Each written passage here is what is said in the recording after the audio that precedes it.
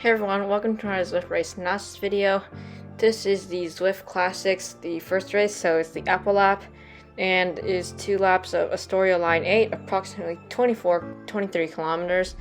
I live streamed 2 of these races prior to this race, so going into this race, I knew the course pretty well. I knew where riders were going to attack, so I was pretty prepared for the attacks that were to come. I actually tried this race early in the morning, but then my legs were like super tired and I felt extremely weak. So I rested for a bit. I used the Speedhound recovery boots. Then I was back on track and back where I was fitness-wise and strength-wise. So you can see here that I am currently in the lead group. There are around 35 to 40 riders. Some extremely strong riders.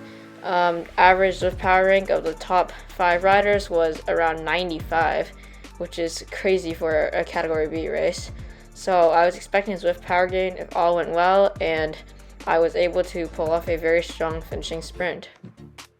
So you can see here that there's 3.8 miles left. If you look at my power graph, we already went through the 2 major points of the course, the extremely steep climbs where riders tend to attack, but the pace is still extremely high because there are, as I said, strong riders in this race, and there is an attack that a rider is going to do that is coming up pretty soon, and he will almost stay away to the finish. So you can see that I am getting dropped slightly, but I quickly catch back up, and you can also see that my heart rate is not actually paired or working. This is because I didn't end up wearing heart rate for most of the race because it was just my heart rate monitor is too tight because I haven't loosened it in a while and I'm still going, so it's expected for it to get tight eventually, and I just didn't find the time to adjust my heart rate monitor, so it was too uncomfortable to wear for this race. But you can see here that I'm back in the lead group, and there's one rider off the front, OTR rider, and he is going to put in a very strong effort to stay away, and that is going to put some pressure on the group. So you'll see that come up towards the end of the race with around 1 to 2 miles left. You'll see the group start to get nervous and start to chase a lot.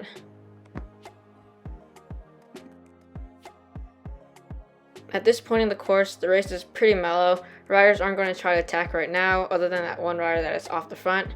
So I'm going to fast forward for a bit and skip to the more interesting part. You can also see that on my power graph I am chilling, so not very interesting for this part. And I just want to point out that I do have a truck boost right now.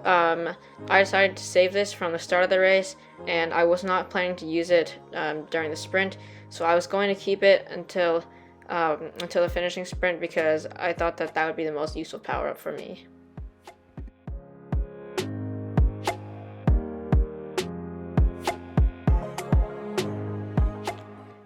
So here you can see that we are approaching an intersection.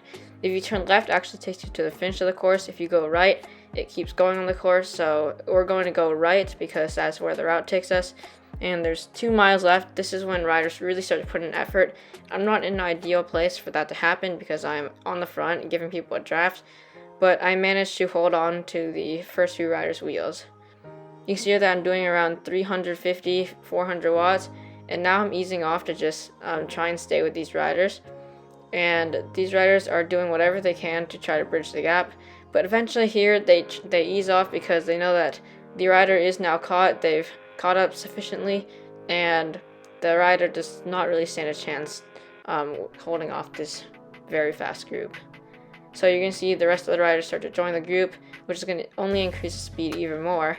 And this is one of the faster paced Zwift Classics races, so I wouldn't be surprised if we are in the top 100 for the global standings for time. But once things settle down, I try to ease off my power and I try to lower my heart rate. Even though my heart rate is displayed, I still know that my heart rate is pretty high at this point in the race, and I need to lower it a bit before the finish. This stretch of the race is also pretty mellow as we are catching the rider off the front. Nobody's chasing anymore because they're confident that we will catch them. And right here, the rider is caught. Some riders congratulate him for a strong effort.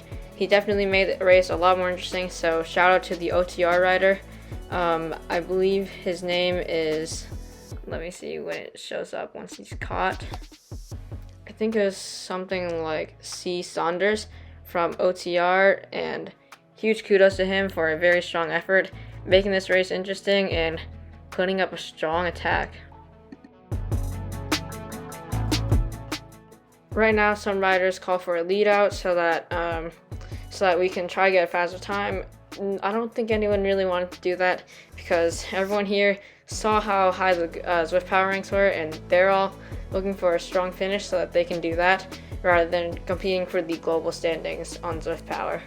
So right here, the race remains pretty mellow, but you're going to see some riders start to go early. Nobody really chases them, but the race is going to pick up in the next 30 seconds or so, so hang tight.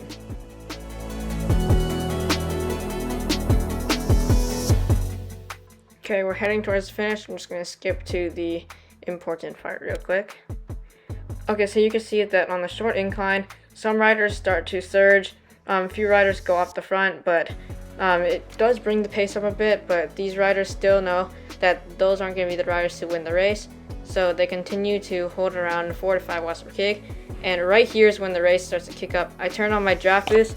This is when most riders start to go, but I try to remain calm and stay towards the middle of the group. But then right about here is when I decide that it is time to pull the plug and start my sprint. I start maybe a bit too far behind in the group, and I'm able to pass quite a few riders, but not enough to get in the top 10. I finish with a pretty strong result, and something that riders do is they ease off really close to the line. That actually costed a lot of riders a few places in this race, so that is definitely something that riders who do that, they would probably want to work on that. That helped me gain an extra few places and helped me get 13th in the race. If I were to do that sprint again, I would probably sprint a slightly bit earlier, but other than that, I don't think I would have changed anything. It was a pretty great race, and that's pretty much it for this video. Thanks for watching, and please do like and subscribe.